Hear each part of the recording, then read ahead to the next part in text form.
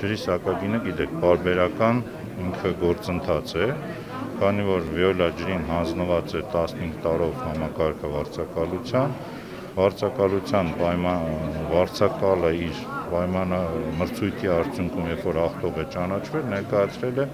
15 տարվա բազիսային գներ, որոնք ընդամենը 3 գործոնով ենթարկվում են ճշգրտման։ Հիմա եթե նայենք զուտ բազիսային գնին, 22 թվականի համար արդեն իսկ բազիսային գինը դեռևս հաշվի չառած սղաճը,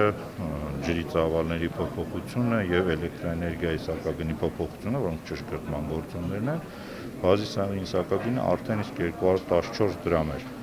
Այսինքն, այդտեղ արդեն իսկ ունենք 34 դրամի ավելացում մրցույթի ժամանակ դեռևս ձևավորված։ Հայտը մուտք է եղել օգոստոսի սկզբներին, իրականացվում է հիմա մոնիտորինգ ջրային կոմիտեի և հասարակական կազմակերպության սպառողների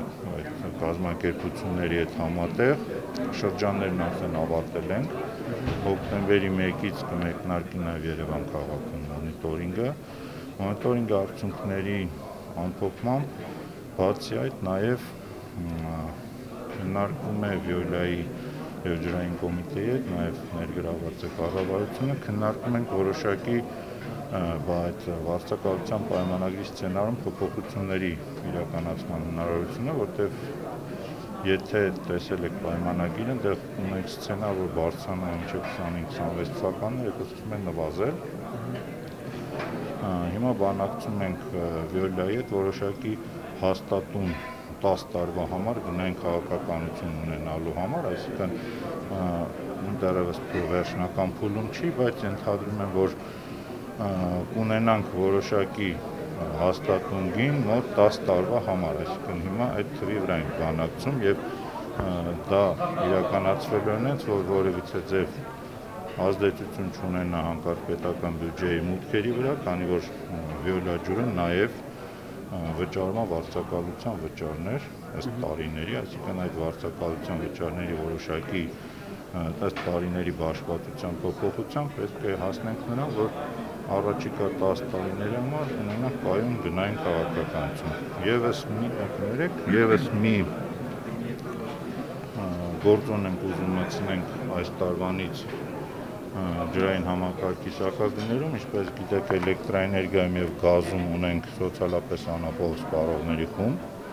շուրջ 120,000 բաժանորդ է դա էլեկտրաէներգիայում եւ մոտ 80,000 գազում։ Այդ նույն խումբը, որը ջրում կարող է կազմել մոտ 100,000 բաժանորդ, կստանա նորից արտոնյալ պայմաններով գին, ենթադրվում է, որ նրա գինը չի փոխվի եւ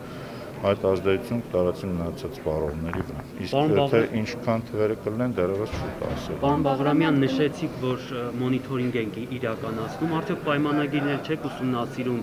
Վիոլիան պարտավորված է ներդրումներ իրականացնել, արդյոք լիարժեքորեն իրականացնում է եւ ըստ դրա էլ չէ, ներդրումների հաշվին էլ, եթե ներդրումները անում է, ըստ դրա էլ գինը պետք է բարձրացնել, բայց հիմնավորում կա գինը բարձրացնելու, սակագինը բարձրացնելու։ Չէ, ներդրումների հաշվին գինը բարձրացնելու հնարավորություն չունի Վիոլյան, ինքը ունի պարտավորություն ներդրումներ իրականացնելու։ Կոնկրետ տարվանը դժվարանամ ասել, 15 տարով շուրջ 37 միլիարդ էր, եթե չեմ սխալվում, ինքը կոչվում է պարտադիր կատարման ենթակա ներդրումներ, յուրաքանչյուր տարի համաձայնեցնում է ջրային կոմիտեի հետ ուղղությունները, այսինքն ամենավատ հատվածները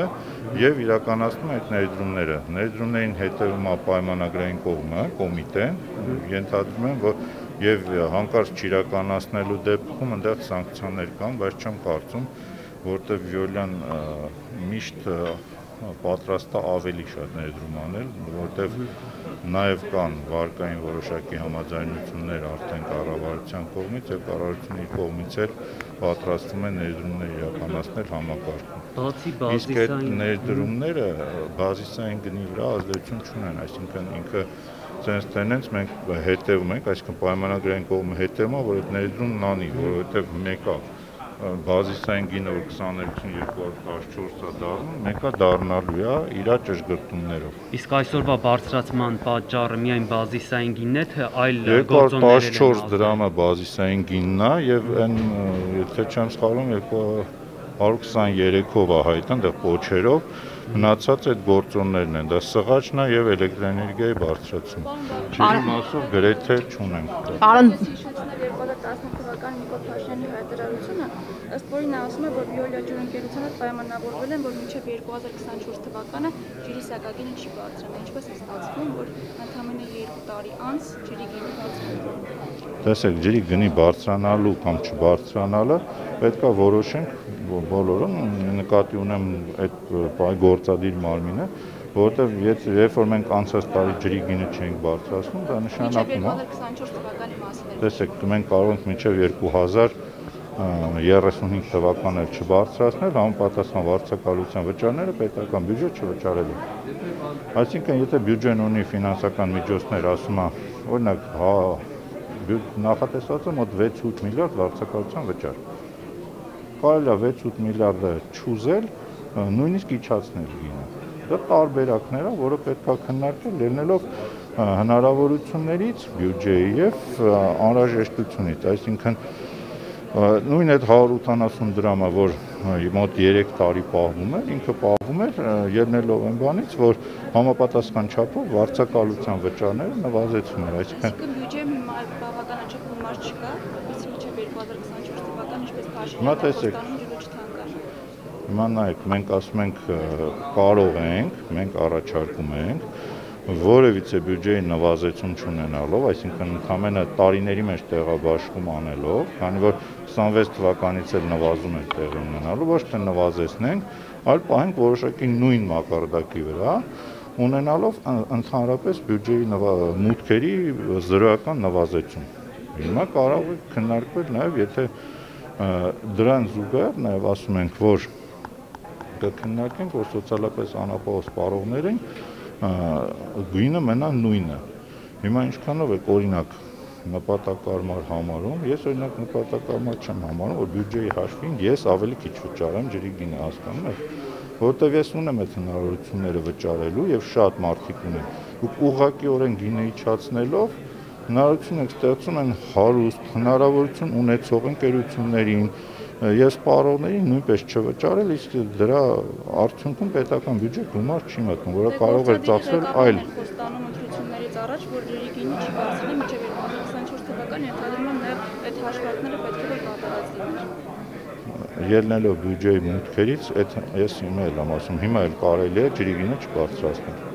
Պետք է ընտրել քաղաքականությունը, թե ոնց ենք իրականացնում։ Եթե կընտրվի այդ քաղաքականությունը, որ բոլորս չենք վճարում, բոլորս վճարում ենք նույն գինը, էլի դա հնարավոր անել, բայց դա լինելու է որոշակիորեն բյուջեի մուտքերի նվազում վարձակալության վճարների տեսքով։ Որը ես անկեղծ այդքան էլ ճիշտ չեմ համարում, որտեղ ջրի գինը կարող է նույնը շատ ճիշտ գաղափար եմ համարում սոցիալապես անապահով սպառողների համար, իսկ մնացած վճարունակ մասայի կամ բնակչության համար կամ նույն ընկերությունների համար բյուջեի հաշվին գինը պահելը կարծում եմ սխալ ազդական է։ Ճիշտ եմ հասկանում, հանձնաժողովում տրամադրվածությունը այնպեսին է, որ պետք է ջրի գինը թանկանա այս փուլում ամեն դեպքում, ինչ ձեր նշած փոփոխությունները։ Որոշակի թանկացումներ նախատեսվում է մեր առաջարկում, թե ինչ ասեցի արդեն կախված նրանից, թե ինչ վերջնական որոշում կլինի, ըստ դրա արդեն կիմանանք գինը։ Երբ է նախատեսվում վերջնական քննարկումները։ 22 թվականի հունվարի 1-ին է ուժի մեջ մտնելու ամեն դեպքում գինը, ըստ օրենքի նախատեսվում է, որ որոշում պետք է կայացվի դեկտեմբերի 1-ին, ամենաուշը։